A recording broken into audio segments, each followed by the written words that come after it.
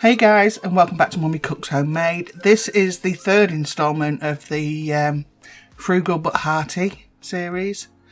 And these two recipes, honestly, I can't tell you. I just can't tell you how good they were. So these are the essentials range of beef steaks from Asda's. And it works out cheaper than buying the 450 grams of their lean diced beef. So I thought I'd give these ones a try and see if they cooked down and were just as tender. And they were. They definitely were.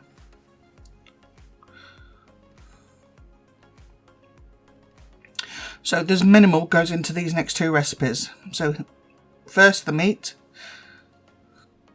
I've left little bits of fat on the outside because this is going to be cooked over a couple of hours to make sure that it is tender enough to be eaten, because this is obviously a cheaper cut of meat. But I have removed the thicker fat, any that was on the outside.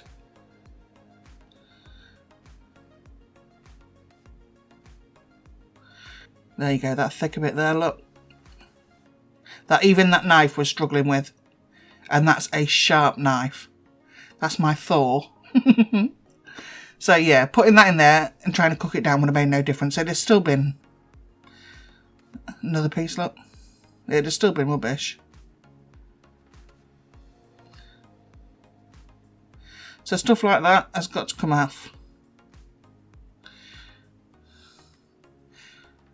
So put the meat in. Now I'm going to randomly chop up some mushrooms. No idea why I zoomed it in that close, but hey ho, whatever. Just chop up as many mushrooms as you need for however many you're feeding, basically. Adapt this recipe to how much you need. So you can see there's not many mushrooms there. I didn't chop up a full box. I chopped up what was left out of a box. Essentially, I just grabbed what was left in the bottom of the fridge in the veg drawer and used that. So now, onion, and it's not an over big onion. I'd say it's medium.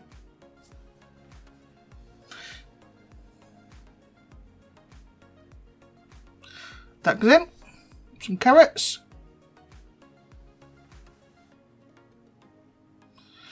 Cut them into small chunks.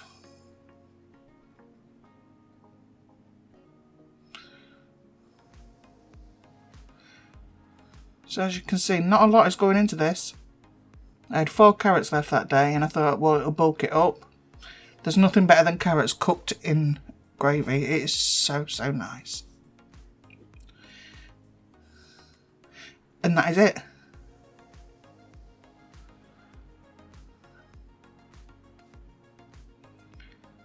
So I'm going to put a bouquet garni in there.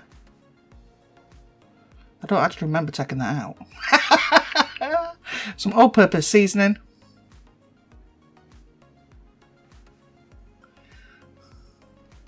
Basil. I always use basil with beef. Celery salt. Just think flavour. Worcestershire sauce.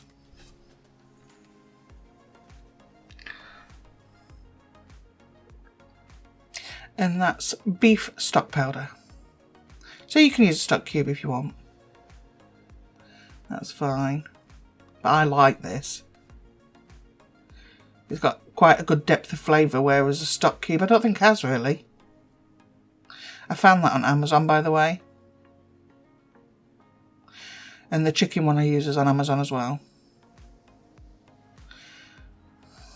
Now, I've got these little piddly potatoes. I thought I ain't peeling them because by the time I peeled them, they've been out blooming left. So, chopped them in half. And I made roasters from them. So I've got my meat and veg in one pan. And I've got my roast potatoes for another pan.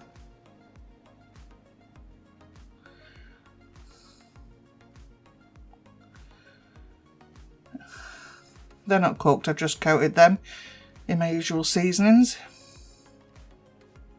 And I've just added at the side there a bit of garlic, because I forgot to put it in earlier. Garlic and parsley. Just give it a good stir.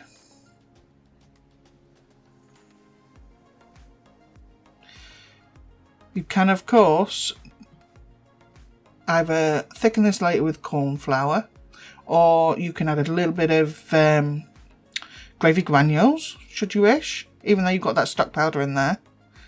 You'll find that this stock powder as well is not as salty as... Oh, clever hands, look. Oh dear. There we go.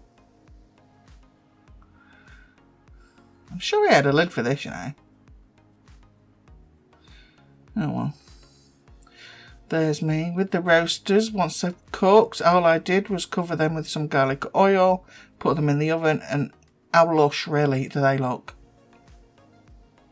They're so nice. You see, there's nothing, hardly any ingredients at all went into this meal. And you watch this beef when it comes out. Oh, lordy. I have done... I'm sure I've done some bread as well. Look at that. Oh, I'm hungry again. Oh. Oh.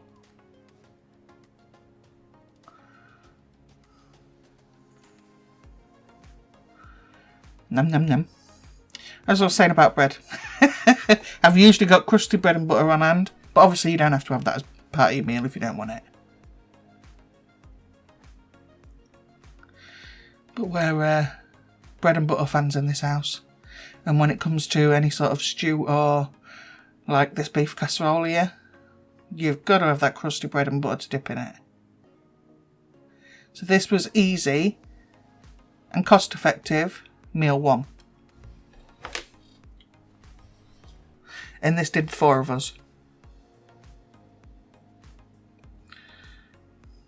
I forgot it was zoomed in. But you can see it anyway.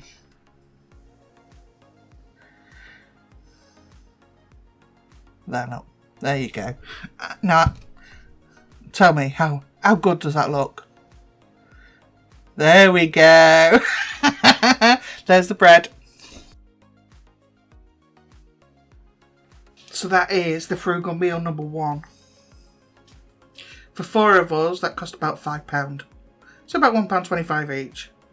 This one, on the other hand, that other one was lush. This one, shockingly, was really, really good. I say shockingly because it's just sausage. So you're going to snip up 6 sausages.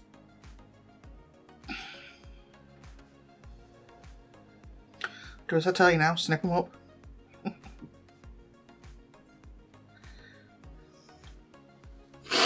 I've got a pan at the back, which is boiling about 1 kilo of potatoes.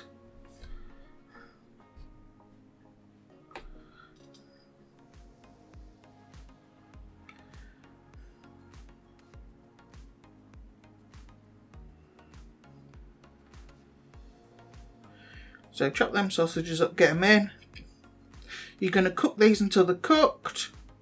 Mash them up a little bit with your doodah. Your wooden spatula doodah. I've got a little bit of garlic in there with them as well, because we like garlic.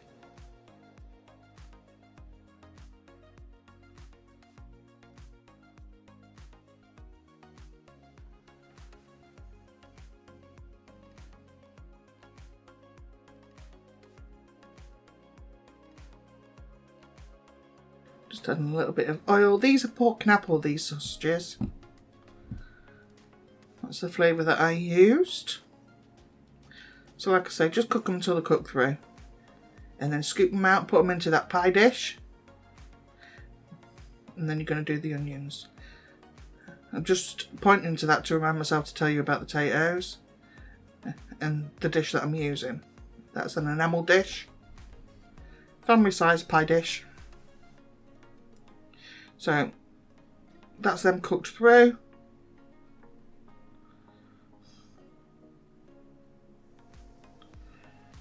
They're not burnt. It's just the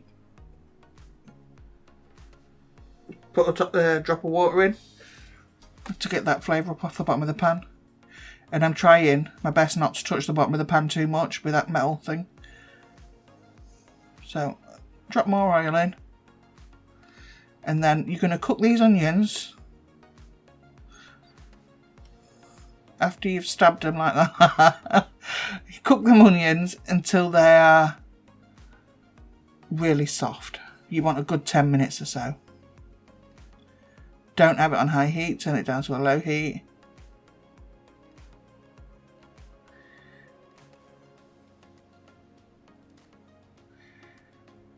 So I used about 450 grams of pork sausage. So now they're getting soft, look. So here I have, how much did I use? 400 mils altogether of beef stock. But what I've done right at the beginning, and it's got to be hot beef stock, right at the beginning I took 50 mils out and let it go cold. And you'll see why in a minute. So the leftover stock, you just make sure it's hot. So I'm going to put in half a teaspoon of thyme, half a teaspoon, believe it or not, of the stuff I hate most on this planet. But in this, it made it go from a nice frugal tea to wow. I kid you not. And it is only half a teaspoon, guys. So if you can, please make sure you put that in. And use a nice sausage as well if you can.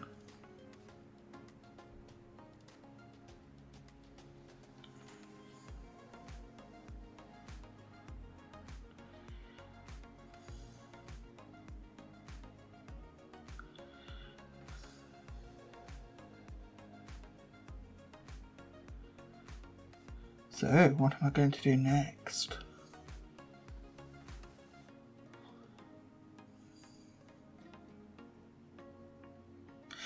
At the beginning I put in maybe, I would say, a couple of cloves of garlic.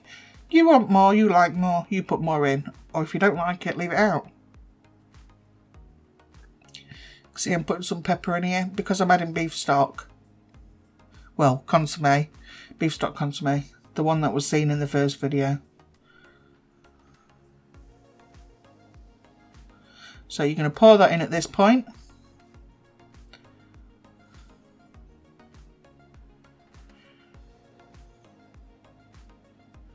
This is going to start to thicken up. See this 50 mils? This is the cold one now. You're going to add to that 2 teaspoons of corn flour and mix it up.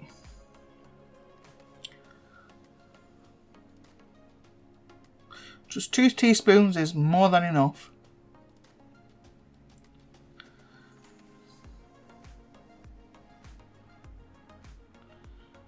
Fathead. Mix it. Make sure it is well and truly mixed. Stick that in there. And stir it in straight away. Make sure there's no lumps. There shouldn't be any lumps. And now I'm popping my sausage back in. You can already see how nice this is going to be.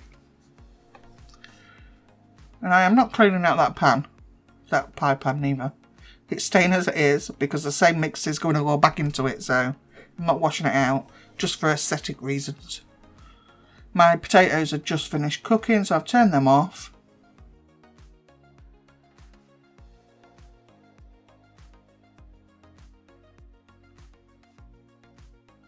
I'm going to cook this now.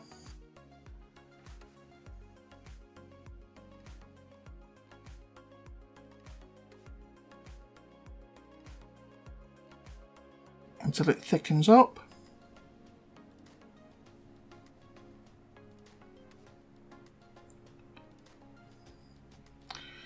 So that at the back, that sausage mixture is done. As easy as that. Now I'm just going to do my mash. Do your mash the way you like it, but make it slightly less solid. If you like it like thick, then do it slightly less solid. I would recommend for this. I use plenty of margarine and milk.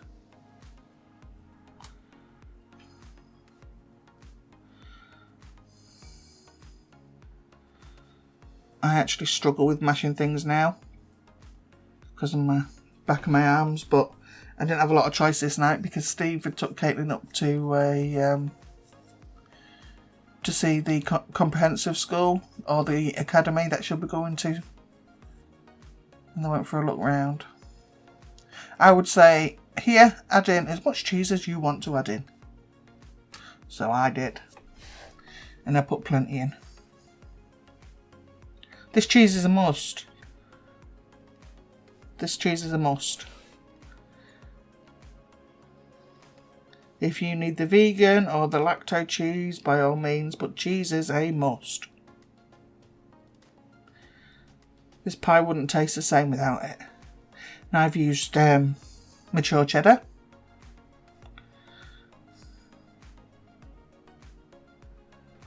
You can see the consistency I've gone for with my mash. Soft.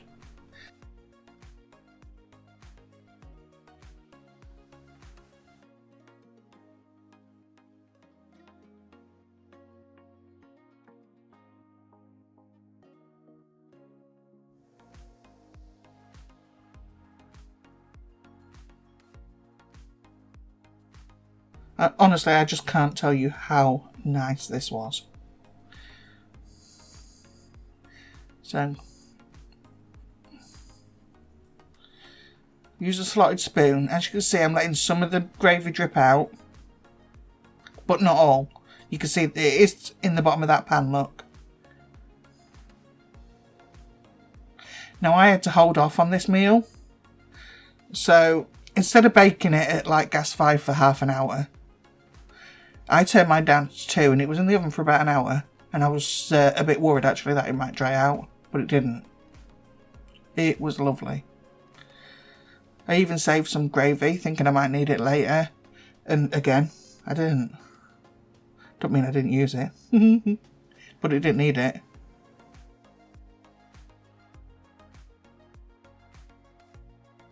And chuck that cheesy mash on top there. Oh.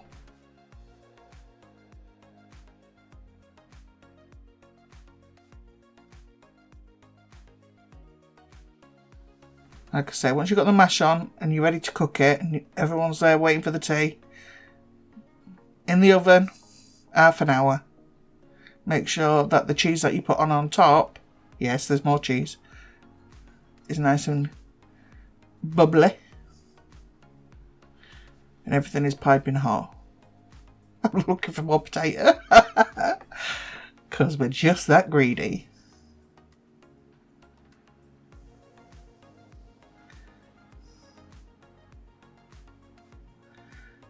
I'm not going for glamorous here, guys. I'm going for, I'm starving, I can't wait for Steve to get home. Hurry up, I want to eat.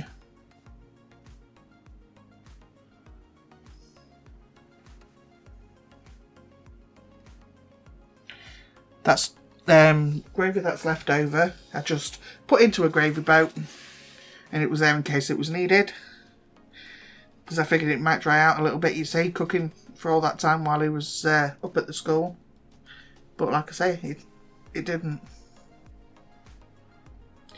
Grate as much cheese as you want on top. I'm not for all these recipes that say use 50 grams of cheddar cheese. No, use as much mummy cheese as you want to use.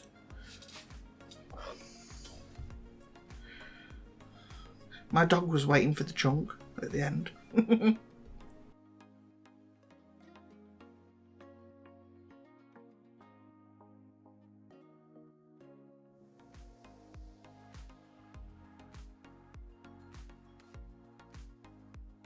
I mean, really. There's a completely straight worktop there and I put it there. No helping some of us. I was more freaking out because I had to clean my cooker again. About twice a day I have to clean this thing. They should make self-cleaning cooker tops. And always, anyone who's got these pans who struggles with stains at the bottom, as soon as you've emptied that pan... Oh, juices. Anyway, as soon as you've emptied that pan, that's the pie ready to go in the oven. As soon as you've emptied that pan, put some water in and set it to simmer and then turn it off. And then it'll bring up everything that's off on the bottom of that pan. That is it out of the oven. You see, I've had that out on that tray and it's dripped onto that tray. So make sure you put... Oh, look at that. Look how soft that is. Put a tray underneath it unless you want it to, like, drip all over your oven. Oh my word, seeing that again. That is so soft. This is never pretty, guys. It's never pretty trying to take a pie out like this. Bang it in a bowl, lovely days. Oh, I want it again.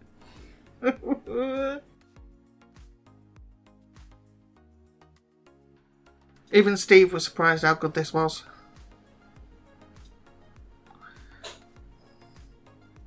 Tell you, I don't know why he's so surprised. We've been married for over 20 years. Been together over 20 years. We've been married for 20 years, but we've been together over 20 years. And that was that. It was as easy as that, guys. So that's another 2 hearty but frugal meals for you to have a go at. I'll put the recipes underneath. Not that there's much of a recipe for either, but I'll do it. And I will see you for the last instalment probably next week. Bye, guys.